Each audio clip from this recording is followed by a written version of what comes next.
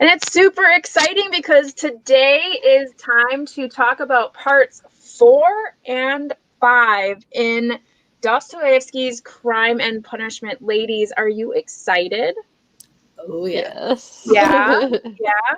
Well, I know it was a quick turnaround from the last live show.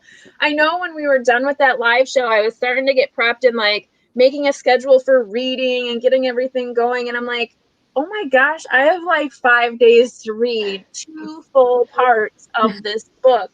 So for me, and I don't know if it was the same for you, I was just like, I better get reading and I better get reading fast. I will be honest, I read it all today. Well done. I'm not sure I could have done it all. I powered through it and was like, I need to get this done. And obviously for other reasons, I was not available to read it any other days. So I was glad to be able to get through it today. I was able to download an audio version and just kind of follow along. It was a different translation, but it's pretty much the same. So was able to get through that here. But as always, just wanting to start the live show with introductions. So if we want to go around and introduce ourselves, if we have a channel that we want to mention, and then just how you know Dostoevsky, meaning like if you've read him before or if you've had any experience with him prior. So Stephanie, since you're new to hosting one of these live shows, why don't you go ahead and start? Hi, I'm Stephanie. My channel is Miss Richards Reads, and I read Dostoevsky first probably end of high school, early college, and I read The Idiot. And it's been so long that I don't remember that much, but I really like Russian literature, so I was really excited to get to Crime and Punishment. Nice. Nice. Sarah, why don't we hear from you next? Hi, I'm Sarah, and my channel is Sarah MG Reads. Such an exciting channel name. And this is my first Russian literature book, and obviously then my first Dostoevsky. I did take a Russian language class in first year university many years ago, and I think I had explained that I still remember how to say Mama is reading a book, so that is Mama читает книгу. But that's about all I remember. So I think I had a little leg up on the Russian names there, but that's about it. Okay. And it's Thanksgiving in Canada today. Yeah. So happy Thanksgiving. Thanks. And thanks for hanging out with us. Yeah, thanks for taking the time and spending your Thanksgiving with us today. So we appreciate that. I'm glad to be here. Awesome. Christy? Hello, my name is Christy Lewis, and my channel is Dostoevsky in Space. And I named it that because Crime and Punishment was the first classic that I read that I really felt I understood a little bit, enough that I just felt excited. Like, wow, I can actually understand a classic, and I don't have to have somebody explain it to me. I mean, if I feel like it obviously does require some research to understand everything, but the storyline is just so gripping, and the story is just wonderful, and I fell completely in love with it, and that's why I named my channel Dostoevsky in Space, because it was so inspiring to me.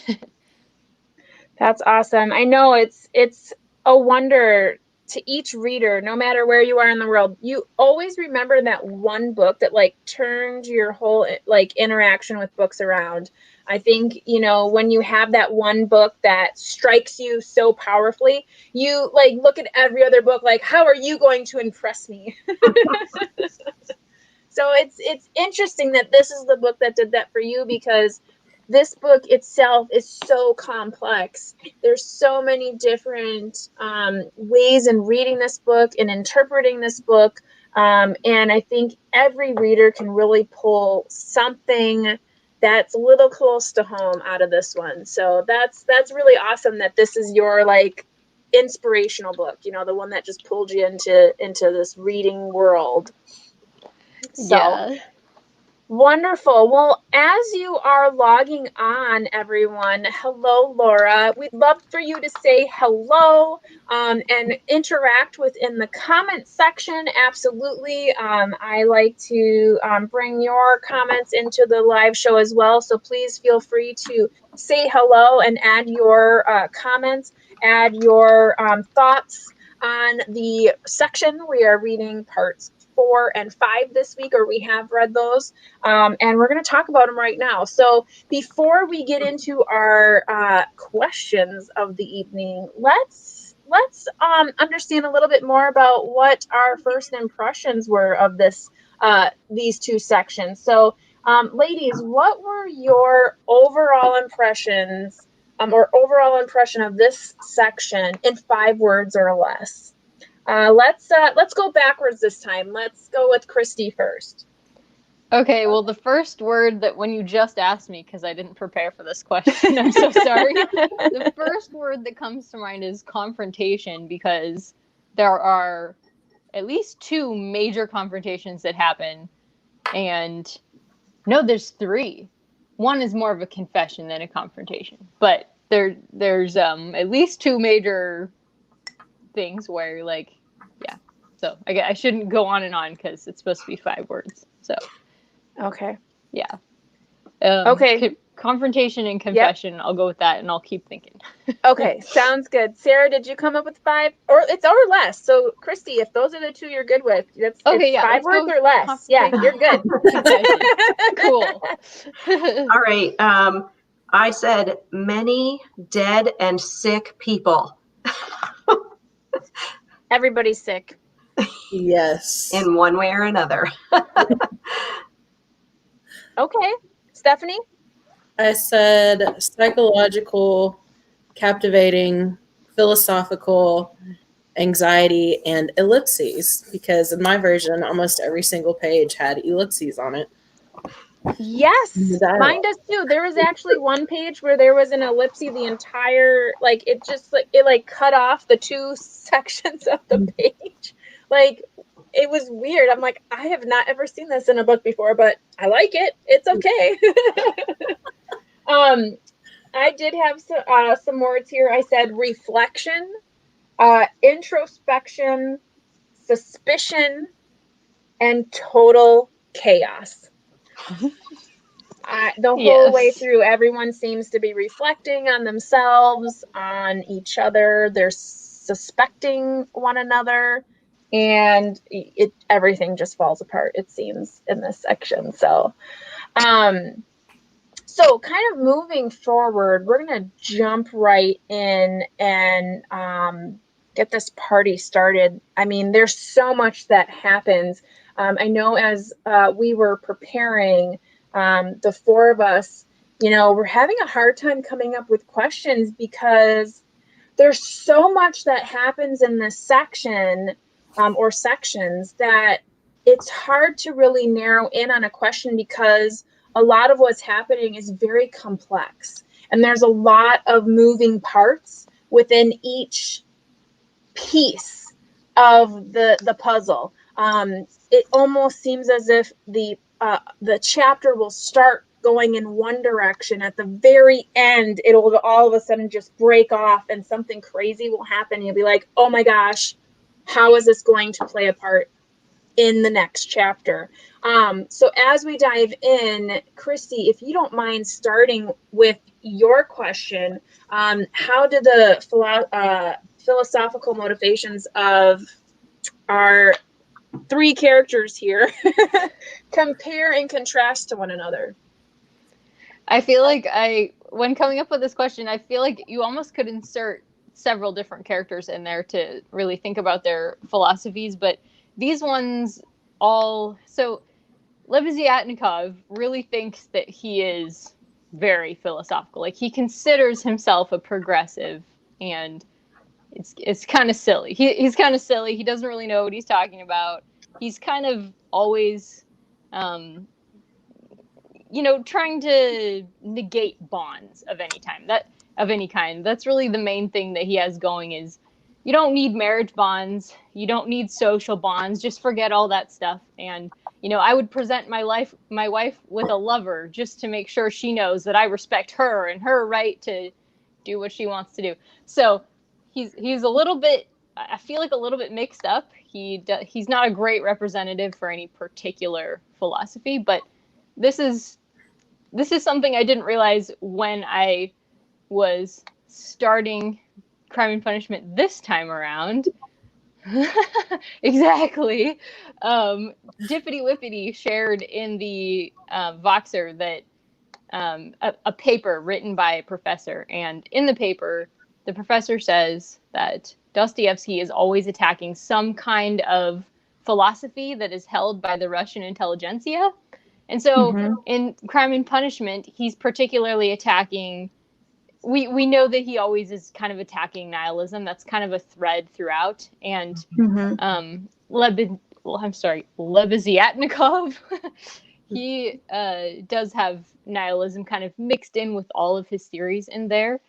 But the paper that Dippity Whippity shared actually tells us that he was attacking English utilitarianism and French utopian socialism, the particular mixture that was happening at this time with the Russian intelligentsia in St. Petersburg, because it wasn't really happening anywhere else. So it was just really unique, and he wanted to address it. So Lebeziatnikov is a representative of what most people who considered themselves progressives in St. Petersburg at that time were like, kind of following the crowd. Yeah. And then we have Luzhin, who is the man who is trying to The court fiance. Radya's sister. Yeah, the fiance. Yeah. And he does not actually knowingly follow any of the progressive theories in St. Petersburg, even though he's trying to learn about them. He can't really figure out what's going on. But he's really afraid of them because he's seen them just, they have power enough to destroy. They've destroyed some reputations, some of the progressives in St. Petersburg. So he's like a little bit afraid, and he's clinging to Lebeziatnikov out of fear. Sorry, I know this is a really complicated answer, but no, you're fine. No, it's bringing up a lot of really great points.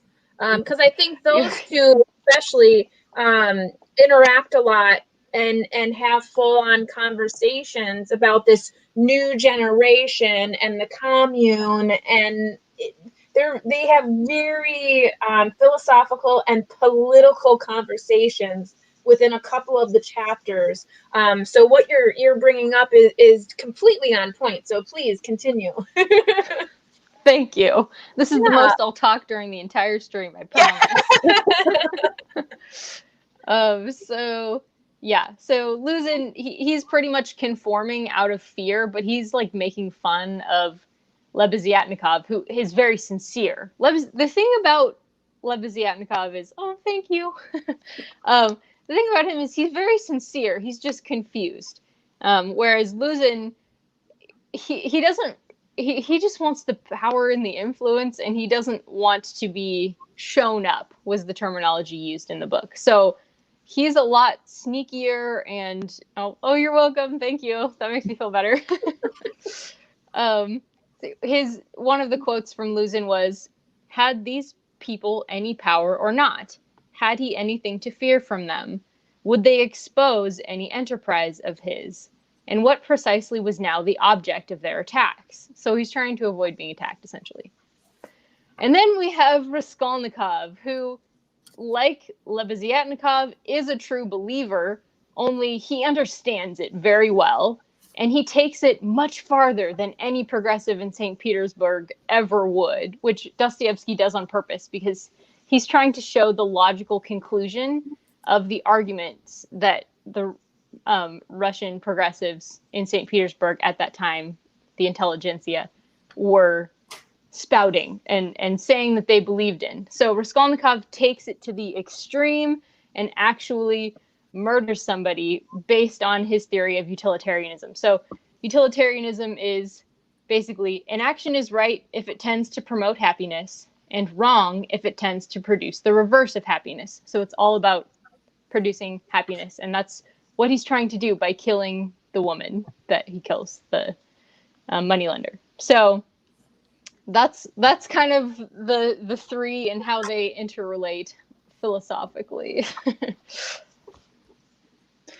Yes, absolutely, and doubly so throughout the whole section. And I think we see this more later on, where I think, Sarah, you might highlight a little bit of this, but we see very clearly kind of what sides the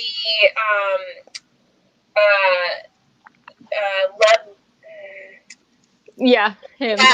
Gentleman and then Luzhin, they on either side, you see one who is very sincere and the other who is not, in the same room, kind of contradicting one another on a certain thing that happens, which I think we'll kind of highlight a little bit later. But I think what you just said highlights that in action. So they talk about it for a little while, and then all of a sudden you see it happen. So it really compounds upon itself, instead of just reading it and saying, oh, this is how they feel, but they're not like acting on it. Then you see them actually act on their philosophies, and it just rams it right home. And you really get to see their character a lot more clearly. And then the way that Raskolnikov interacts, and that then you really see his character much clearer in how this one interaction, he is the most calm he has been in the entire book. So that is a great way to start us off. So thank you so much, Christy. That is awesome.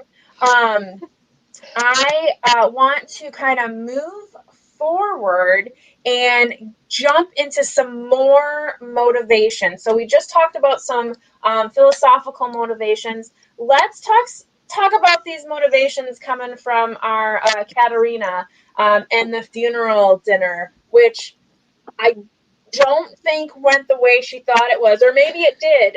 Sarah, do you want to jump in and like give us some knowledge on what is going on with this poor dinner party? Oh man, poor Katerina. So no, it did not go the way Katerina wanted.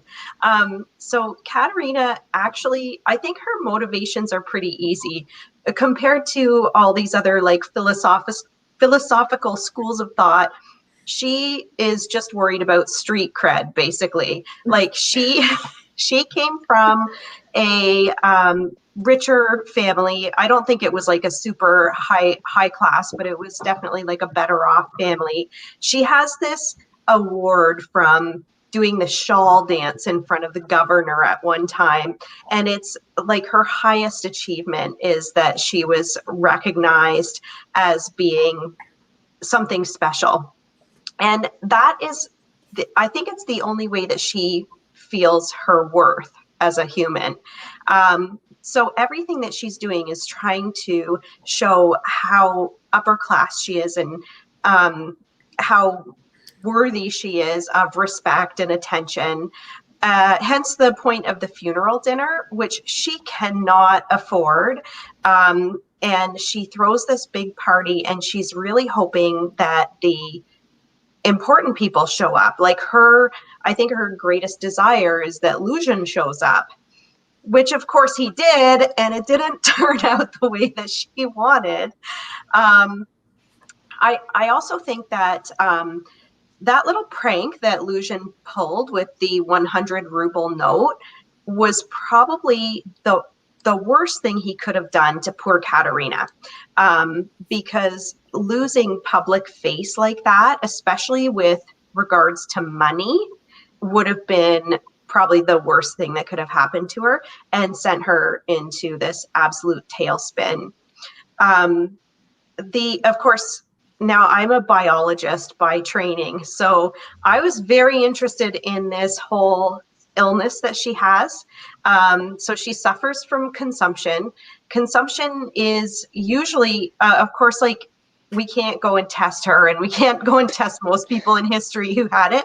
But for the most part, it would have been pulmonary tuberculosis, which is eventually fatal, but it's a really long, drawn out illness where you just waste away. So people become very, very frail. They become super, super thin.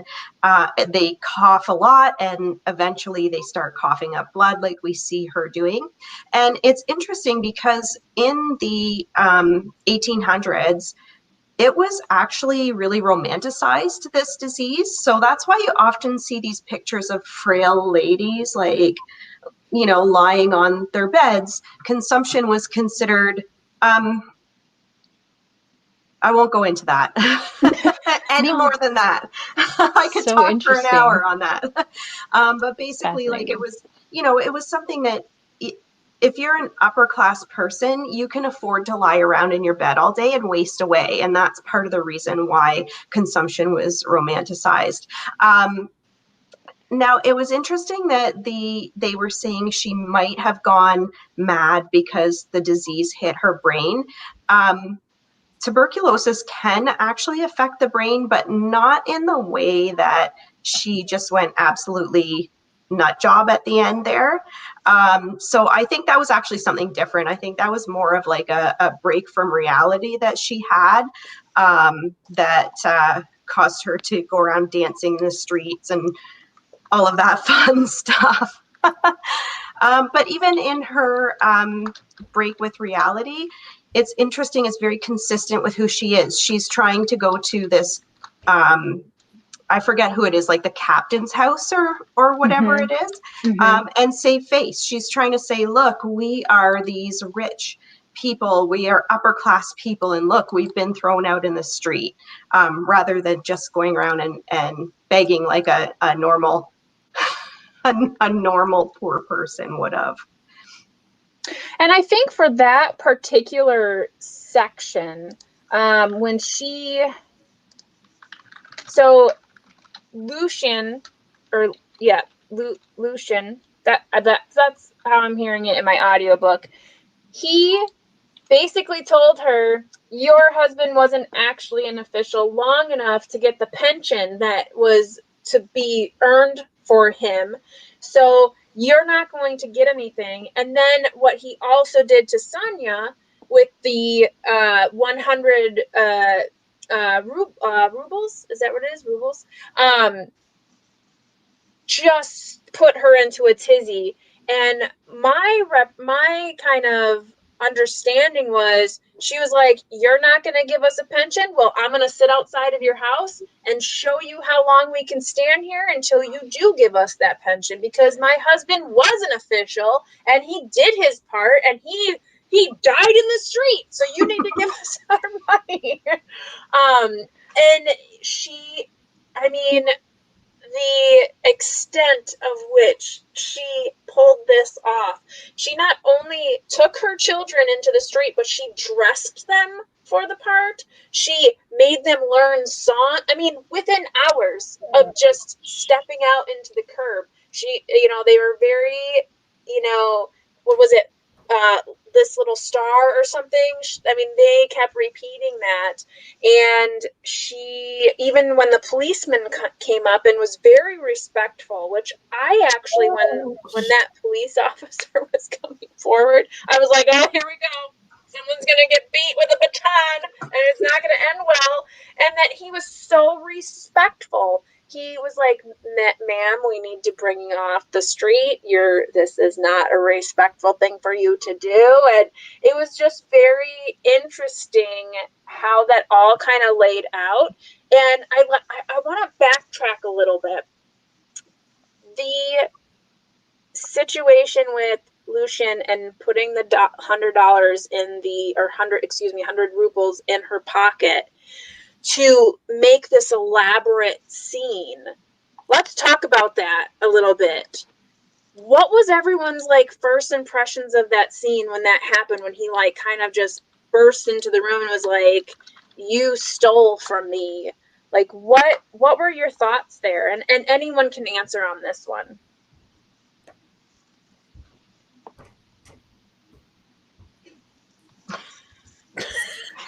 You really put us on the spot there. I know. So I'll tell you what Can my you thoughts repeat the were. question? I was commenting. Yeah, no. Okay, so when Luzhin walks into the room and like says, "Hey, you stole from me," what were your first impressions? Mine, for one, was like, "You jerk! You put that in her pocket." I didn't believe that she stole it at all. As soon as he came in and he said that, I was like, "Oh, he didn't. He didn't do. Who does he think he is?" And I was so impressed by our other gentleman who we were kind of just discussing before, the friend of his that was more of the philosophizer. And then when Raskolnikov just like very calmly was like, "I'll tell you why he did it," and just like soliloquied out like this whole like boom, boom, boom, boom, and I was like, "Yeah, that is why he did it, because he sucks." Oh my god, that was like, I was listening to the audiobook and reading, and I was like, Yeah. "Go, Raskolnikov! You go! You tell them he's a jerk." It's funny though, like she's very lucky that Lebeziatnikov was, first of all, there when he stuck the money in her pocket, but also that he showed up because he wasn't going to come to the party Yep. at all. Mhm. But that guy's awesome. That guy was like, "I'm just going to like pull this out of my pocket that I saw the whole thing.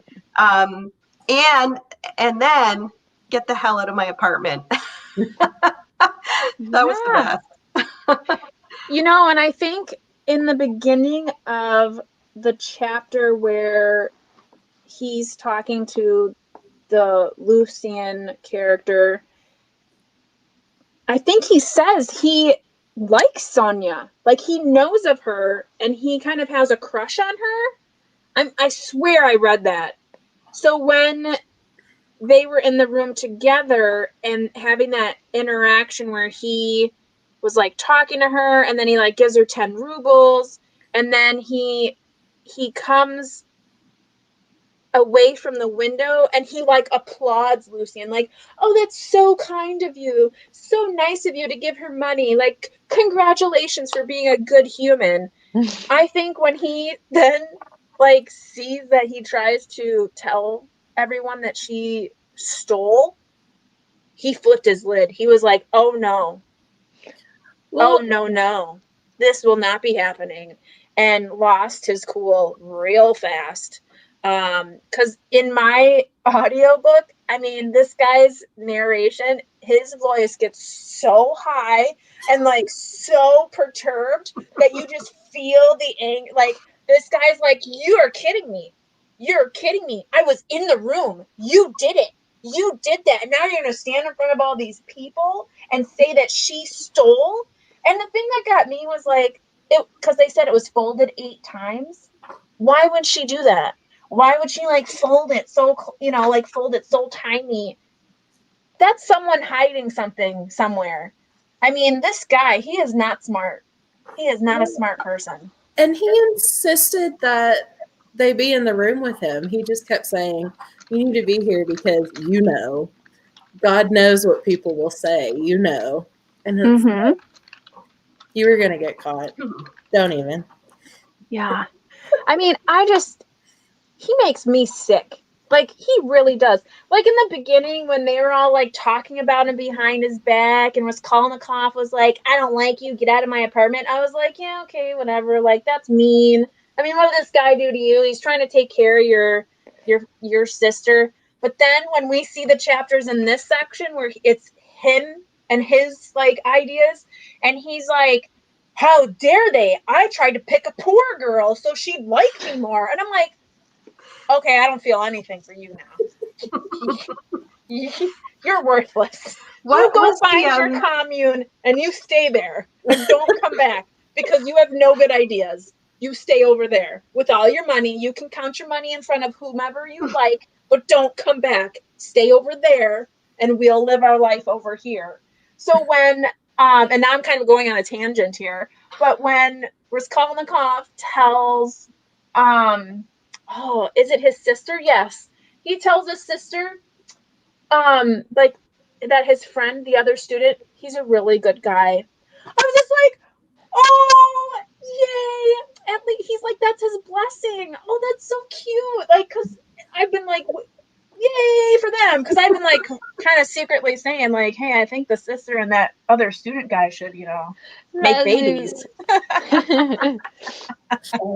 So, anywho, yeah, I got off on a tangent there, but anything We have that anything list. else with that particular section, the funeral dinner, Sarah? I was just wondering, we had that list of the meaning of people's names. Does anyone remember what Luzhin's name meant, or if it had any significance? Because that would be, now that we know more about him, that would be interesting. Oh, you guys are on it. I can see.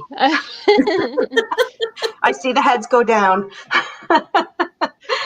I'm wondering if I think that was in the Voxer group, and I can't scroll that far ahead. Was that Allie? Did Allie provide that? I think Laura put it in the comments. Oh, did she? Did she? Yeah. Oh, Laura says it's in her nice. edition. Is Laura, Laura. find it for us. Well, right above that, she said puddle or pool. Oh, puddle or pool. Interesting. He's a puddle of bad. Yeah. He's shallow. He reflects. Shallow. I don't know. Yeah, shallow. That could be it. I'd have to think about that one. A cesspool. Yeah. Yes. They do talk about a cesspool. Oh, yeah, here's Jeanette, cesspool. Oh, yeah. Yeah. Anyone want me to do rant, man? My whole neck gets all heated up. That Luzhin, man, he really angers me. Anyhow, okay. So, any other thoughts on the funeral thing, the dinner? Other than the fact that as soon as Raskolnikov sits down, Katerina just starts going off about how like nothing's good enough. Like, yeah, my landlady who did all of this, it's just terrible. Can you see over there? Like, why were they even invited? And I'm like, yesterday you had nothing. Today you have a dinner. Like, calm down. She is very not very grateful for any of whatever just happened. So I lost a little respect for her there. But then when she was totally on Sonya's side, I was like, okay. Except when she's like, search her. I was like, that's not going to end well. Yeah. I think Sonya had some good descriptions of her. She said she's proud, she loves peace, and she's been like, she didn't say this exactly, but she's been completely broken by illness and suffering. Mm-hmm. And I thought she might kind of symbolize the sickness of the aristocracy, whom she really wanted to have come from. Who knows what her real history is? We don't know. But Dostoevsky in general thought the poorer classes were purer than the richer classes because they had Christianity, whereas the richer classes had completely rejected it. Sure. So, and potentially also symbolizing the root of women in society, but those things might be stretching a bit. Mostly, I just think she's been wasted away by her illness. And absolutely. Absolutely. Yeah. Well, and her situation altogether, I mean, her first husband passes away. She's left with her children. Then she marries again, and he's got his own issues to deal with, plus a daughter. And then, I'm assuming she has some kind of guilt in the fact that Sonya had to do certain things in order to even provide for the family. So I think both physically and mentally, she was wasting away at a very fast rate, especially at the very end. She was out, it was within hours that she was having a party, going completely mad, and then just dying. So yeah, it was like done. I had a thought there for a second, and then it's gone. So Laura at the Book Bubbler said, she reminds me of Hyacinth Bouquet, which so true if you've seen Keeping Up Appearances. okay. She's very dramatic, and everything has to be just so, and she makes it worse, and it's hilarious. She's the one that lives with the husband who is like sitting in front of the TV the most of the time. That's her sister. Oh, okay. Yeah. Oh, okay. Okay. Yep. Yeah. Yep. Gotcha. Very nice. Okay. We have DT here. Katerina is interesting. Yeah, shows most of the women doing well. She's the exception. Mm-hmm. We'll see. We have not got to the end yet. There you go. Yeah, exactly. And I think too, Christy, you touched on this a little bit with the class system and Christianity within them. And we see that with Sonia, with her devotion to God and her understanding of the Bible and her devotion to that entire, keeping, that very close to her heart, even knowing what she does, or, and even her entire personality. She's very meek, very shy, very embarrassed, but doesn't hide the fact that she is a child of God. So that's a really interesting topic to bring up. I don't know that we have that as a huge question for this evening, but it's definitely, it could be an entire discussion in and of itself. So it's nice that you bring that up as well. So we're going to move on to a separate topic, one that is very interesting as well.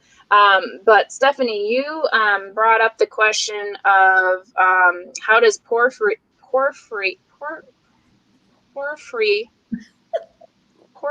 I'm not going to try. Porfiry. Yeah, I just call him Porfiry. That's what it was. Porfiry. I'm like trying to remember what the audiobook was telling me. It's Porfiry. You got it. Good job. So Porfiry, who is our like lawyerish detective person, how does he use psychology to question Raskolnikov? And would it have worked if Nikolay hadn't interrupted? And Nikolay was the painter who has been in for questioning and has been a suspect of the murder. So tell us what you think.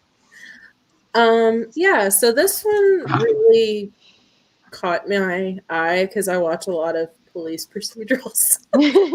But the way he gets to know, or he kind of makes Raskolnikov comfortable, and he keeps calling him dear, and we're just here to chat. And then the whole time you're kind of in Raskolnikov's head, and you kind of see him second guessing everything. Like, I think this is okay, but no, maybe it means this. And then Porfiry keeps kind of pacing to keep Raskolnikov on edge. And there was one passage that I highlighted during this interview, and it says, and he suddenly felt that his insecurity from the mere contact with Porfiry, from 2 words only, from 2 glances only, had bushed out to monstrous proportions in a moment, and that it was terribly dangerous, frayed nerves, mounting agitation. It's bad, I'll betray myself again. So you keep seeing him get more and more anxious and almost say something and then stop. And I feel like if Nikolay hadn't interrupted, he probably would have done something to give himself away or just lose it and be like, okay, I did it. Mm-hmm. But I loved all the tactics he used because they use those a lot in TV shows too to break the criminal. So I thought that was funny. And this was before TV. Yes. Like an original. Yeah. Yes. It's very, you can tell it was probably a lot of inspiration for TV or movies in the 50s on, because you see that a lot. You see that cat and mouse game, and you see these detectives on today's TV shows, like kind of asking really weird questions, like taking the people down a path that doesn't sound exactly right.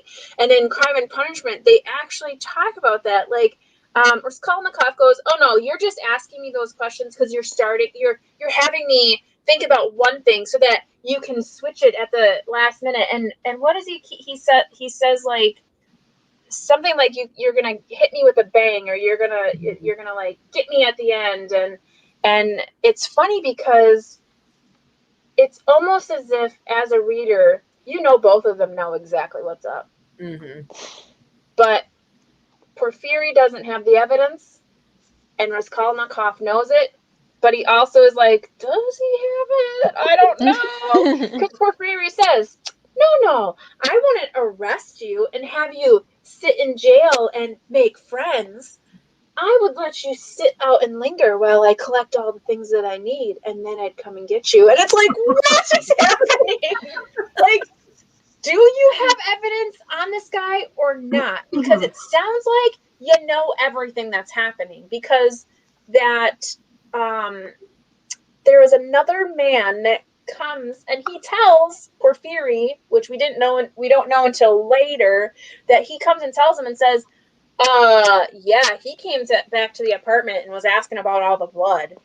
And Raskolnikov doesn't know that, but he assumes that somebody has come, and that's why he is giving himself, like he's coming to the police station and be like, here I am. Did anyone tell on me? No? Okay, well, let's have a chat. He's kind of getting a little too big for his britches. He's really just a little treading on thin ice there. Yeah, and then he yells at Porfiry too. He goes, how dare you be suspicious of me? You don't even have any evidence. Tell me what you have. If I am, arrest me now. And I'm just like, dude, you are the murderer. You should probably be careful. Because he could be like, you're yelling at me. I'm a person of the law. I'm arresting you. Like, calm down. I would, if it was me, I'd be like, can I go now? Right. Not like yelling at you, like, oh man. Here we have DT. It felt like a major battle of wits. Porfiry didn't have any evidence, but was trying to get Raskolnikov to panic and confess. Raskolnikov was trying desperately not to give into his instincts and not admit anything. So true. And the thing is, too, is it's like, who is going to win over? It's like a thumb war. Like, who is going to be the winner in this? And I feel like deep down, Raskolnikov knows that he is going to be the loser. And I think we start to see this unravel. But I think he wants to be the person to surrender. I don't think he wants to be caught. I think he thinks too much or too highly of himself, because I think he feels like he is smarter than everyone in the room. And not, I don't think he is, like, I don't want to use this word because I know Una doesn't like this word.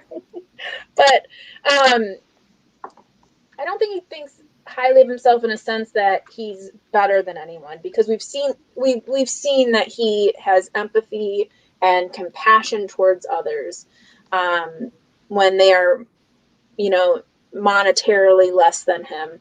But I do think that he is battling a lot with his self, like himself as far as spirituality goes, his soul. But I think intellectually, he's like, you can't beat me. I did what I did because I did it. And you're not going to know why, and you're not going to understand why, and you're not supposed to know why. So there it is. Just You know, I think his battle is internal, and it's not ever going to be with another person.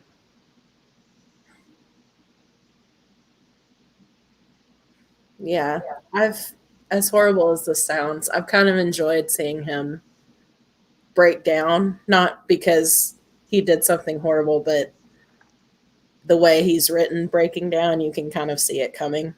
Mm-hmm. That part's just really well done. Well, and I think Christy, you can probably attest to this as well. I think what we're starting to see here is Dostoevsky's point of the murder, maybe not what the murder is about, but how this person, this murderer, how it has broken him down and made him question his own theories in life. As far as we recall his article about extraordinary versus ordinary, does he consider himself an extraordinary person, or is now the question, is his soul, lost? Is he in the spiritual sense, has he lost himself? Is he no longer a man of God? Has he kind of lost that spirituality? And I think that kind of, if we're ready to move on, everyone, yeah, we're good then. I think that really bleeds into our final main question, which is the significance of the Lazarus reading. And I think, Christy, in our discussions behind the scenes, you hit the nail on the head with the fact that the Lazarus reading really brings up the question of spirituality and the fact that Raskolnikov is battling with the fact that he's dead spiritually. He has died in the spiritual sense.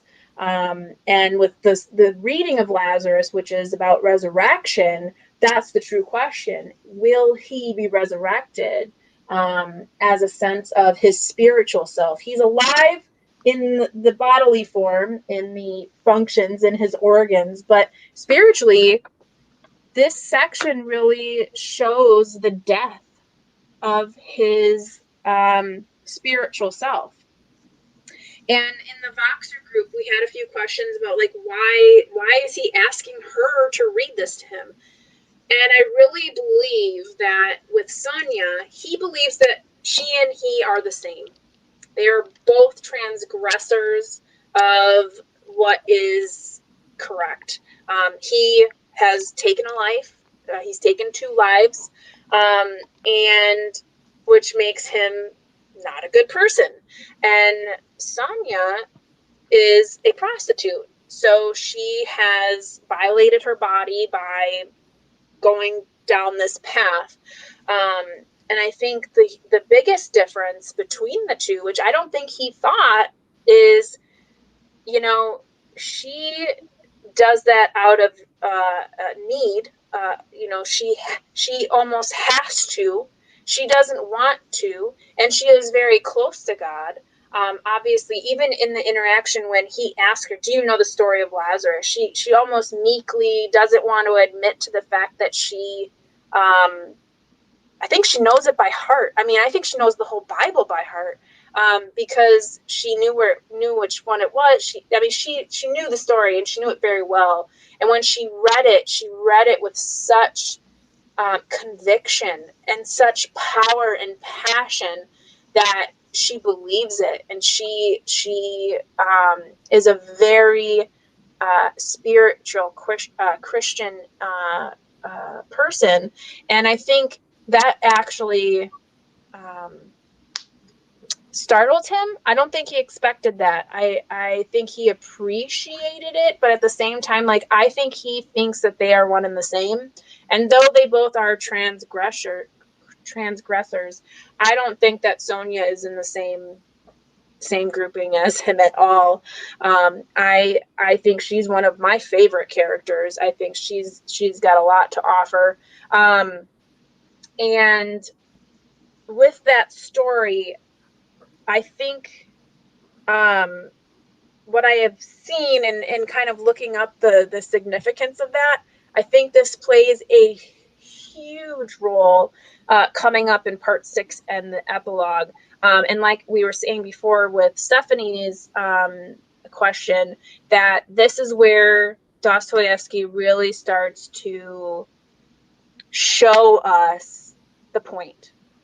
And I think this almost is where we see Dostoevsky in Raskolnikov, in the fact of, can you, as a human, transgress so far and lose yourself so much? Can you come back from that? Can you find God after all of that? So yeah, that section to me was really beautiful. I feel like we see a lot of Sonia's heart in that section, and I just really enjoyed her reading it. I almost wish there was a little bit more of the actual words from the section, just because I listened to it in audio, and it was very passionate. And the description of her reading was so passionate. So I really enjoyed that. But my impression of Raskolnikov is he just was very forlorn after that. I think it really kind of struck him to the core a lot more than I think he anticipated. I don't think he anticipated really being told to his face that he was dead inside. And now we see him unraveling in the sense that he's using the words when, he's saying his goodbyes, he's basically saying, are you going to visit me in jail? I mean, he's ready to be caught, or he's ready to turn himself in. What are your impressions of this situation? The scene with Sonia, there's a couple scenes, I guess. I liked what you said about Dostoevsky's meaning coming through in those scenes, because Sonia is kind of like the heart here. And it shocks Raskolnikov when she's like, I'm not going to leave you, because she values him and the compassion that she has seen in him. She sees what he could become more than he does. So she's seeing things more clearly than he is about himself at this point in time. And she sees clearly because she has the faith, and so I really love those scenes with her. And I think you're totally right about Dostoevsky's point coming through in those scenes. Right. And with Laura's the Lazarus reading.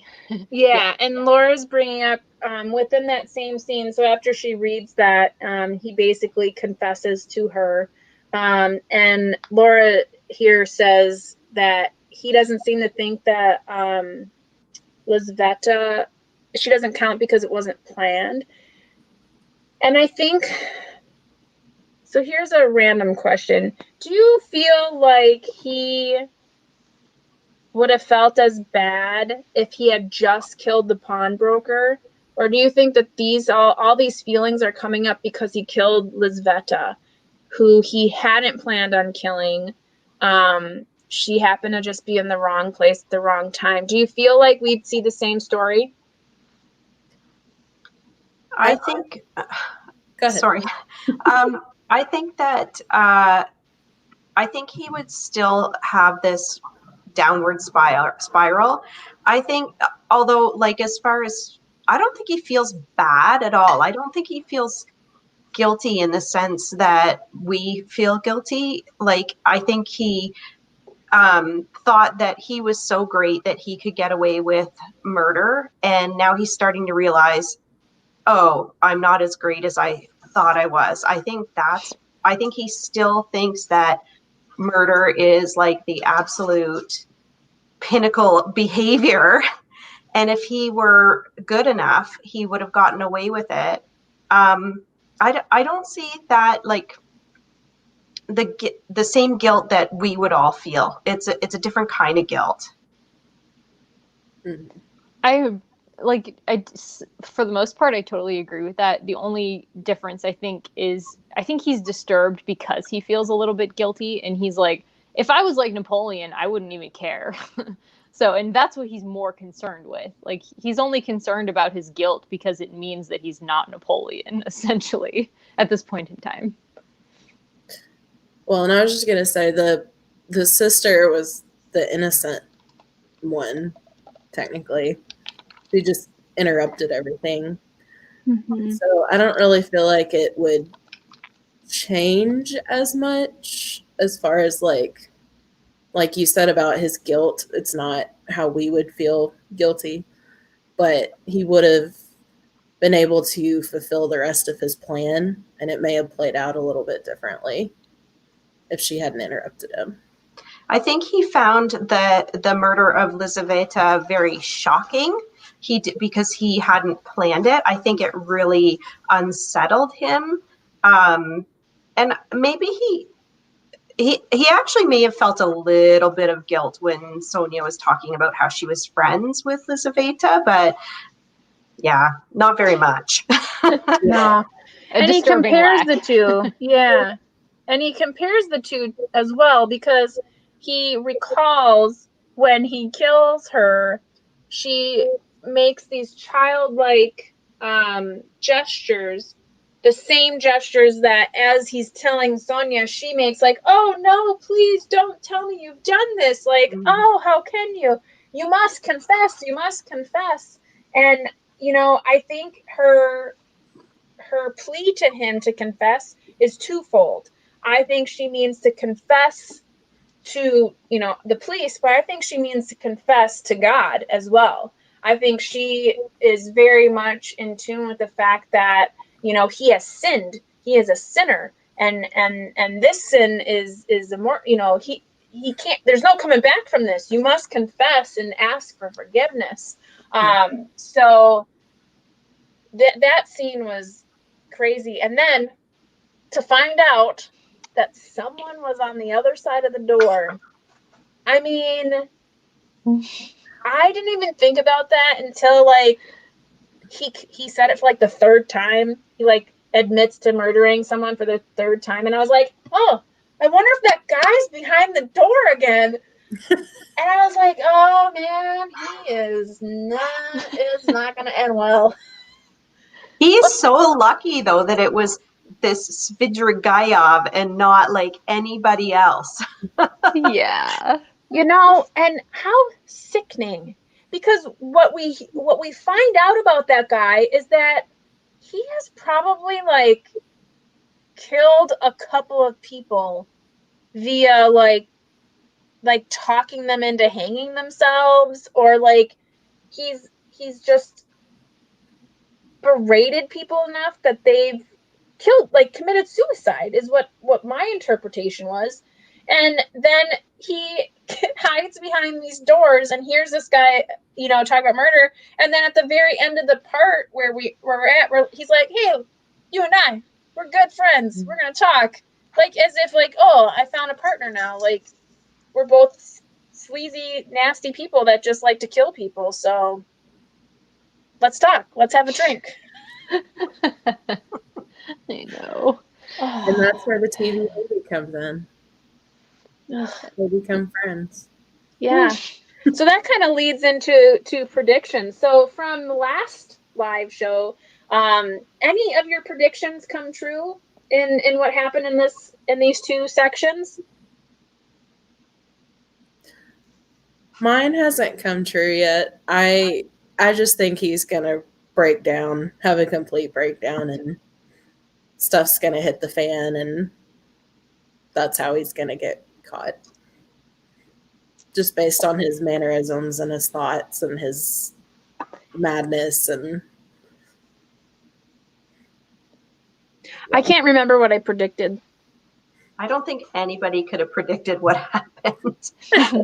Yeah. Except for Ange. Yeah, Ange did predict that he was going to confess to Sonia, so that definitely happened. I can't really remember what I predicted this last time. I don't remember. But anywho, I mean, for this next section, I mean, we have part 6 and an epilogue, which, I mean, is not that long. But I think the epilogue itself is not very long. Yeah, the epilogue's only a couple pages, like 10 pages. yeah. I don't know if I believe he's going to get caught.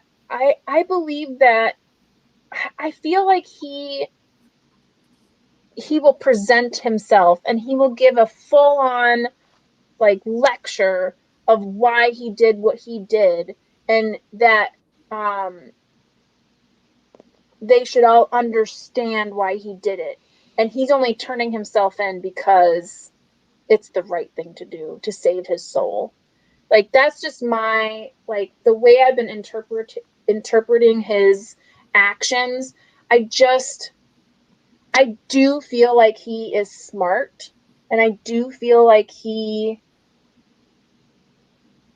can outwit our detective. Even though I do believe our detective is very, very smart, and I do believe our detective already knows what he already knows. He just can't move forward because of the law. But I think what I'm seeing in Dostoevsky's point making, I feel like Raskolnikov can only save himself if he turns himself in. If he gets caught, he can't be redeemed. And I feel like that is the direction that Dostoevsky is going. So I am predicting that it'll end in him having to turn himself in. You have to have some kind of redemption here. I love What how do you- it was like, I'm enjoying hearing you guys' thoughts. What options do you think Raskolnikov has? Like, what options do you think he's considering to just hit you guys out of the blue with that? Yeah. Well, he could always run away with Sonia. Go to a different country or something. Start life anew somewhere else. Would he do that though? I don't know if she would do that. No. I think he has to, like, he pretty much has to confess. For the story to wrap up properly, he has to confess, and he has to realize that what he did is morally wrong. I agree. Or he could get shot and die. Or fall in front of a horse and carriage. Yeah. Or get beat by Zbigniew. That would be such a letdown. All that build up just to get run over by a horse. Do you know how many times I watch a show and I'm like, if this person gets hit by a bus, Yes. I'm so mad. And then it happens like every time. Like, did anyone watch Lost? And when what's her face's husband, they're like arguing, and then all of a sudden he steps off the curb and boom! And I was like, I saw it coming. You can't just do that. You can't decide we don't like this character anymore, so bus. There aren't any buses in the 1800s, so I think we're okay. But horse and carriages, man, they will run you over. They've been pretty prominent. So. Mm-hmm. Mm-hmm. One more prediction question, if I can. Yeah. What do you guys think what do you think Savigirgailov, wants? Do you know who I'm talking about? Mm-hmm. Okay. Cool. I think he wants Donya dead. Dead? I think she muddled his reputation, and he is like, why would he follow her to is it St. Petersburg? Why would he follow her there and then say he's going to give her 10,000 rubles and that I think he killed his wife, And I think he's coming over to get Dunya to either be with him for the rest of her life, however long that might be, or he's going to like throw her in front of a horse and carriage. Like, I think he is crazy. I think he was seeing ghosts. Like, cuckoo. He's not a good person. You know, whatever happened to Gollum? The guy that came out of nowhere and was like, murderer. Who was that? And where did he go? And I mean, who was that? Do we know? He was across the street when he went came in up to ask again about the blood? Yeah. Oh, he was the guy that was behind the door. See, there's like little random characters that I'm like, who are you? And why are you here? But you know things. No, that guy is, I think he's going to try to kill somebody. Or he's going to, like, he's obsessed with Donya, I think. He is. It's very strange that he randomly came and said, I want to give her 10,000 rubles. For what? Like, it's very strange. But then he's going to use the 10,000 rubles to pay for the funeral of Katerina? And it's like, you don't even know who that is. What are you doing? And then to put the kids in the orphanages. And I'm like, well, that's nice of you.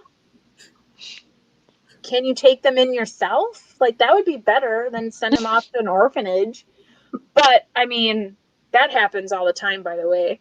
Like, if parents died back then, kids just went to orphanages. You didn't try to shuck them off to other people. They were in an orphanage. I just read the 5 that Jack the Ripper, the 5 women of Jack the Ripper.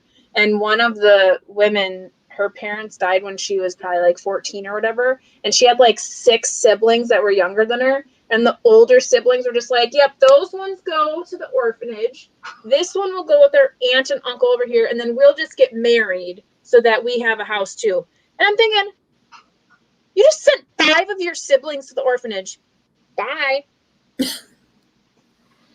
That's terrible. But yeah, it happens.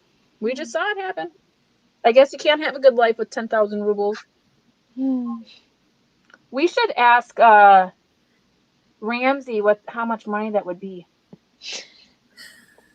10,000 rubles. He'd check for it. I think I heard that like 100 rubles was considered a week's wage.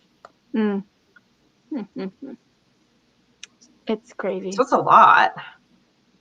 Christy, can you even have predictions at this point since you've read it? I am saying nothing. It says right now 10,000 Russian rubles is like $130 at this point in time. Inflation, so back then, maybe? how much was it? Mm, Not very much. Like $25? right. Because I mean, she had 3,000, and they were making a big deal about that. Like she could set herself up for 3,000 rubles. DT Ramsey, we summon thee. Yes. Oh well. Yeah. That's Literally. crazy. What's that? It was 25. I just looked it up. Around 1870. Oh, Danny. Oh no. No, that was wrong. Sorry. Oh. I was gonna say that's too good to be true. Never mind. It's all good. Okay. Well, crazy section. Any other topics in this section that we did not go over that you would like to quickly talk about? I just think it's cool from like a English major perspective. It's like each character has a foil and their names start with the exact same letter. Ooh. And I didn't think about that until Christy's question popped up on the screen, and it's like L and L and R and R. I didn't notice that. Whoa. Sidrugayov, Sonia. Mm-hmm. Yeah, so I thought that was interesting I'm Very going to think interesting. about that while we go into the next section. Yeah, and Ange brought that up last time too, is everything is in pairs. So like you have the comparison between Sonia and Dunya, the two younger women, and one from an urban area, one from a rural area. You have Raskolnikov and Ramazuchin, the other student.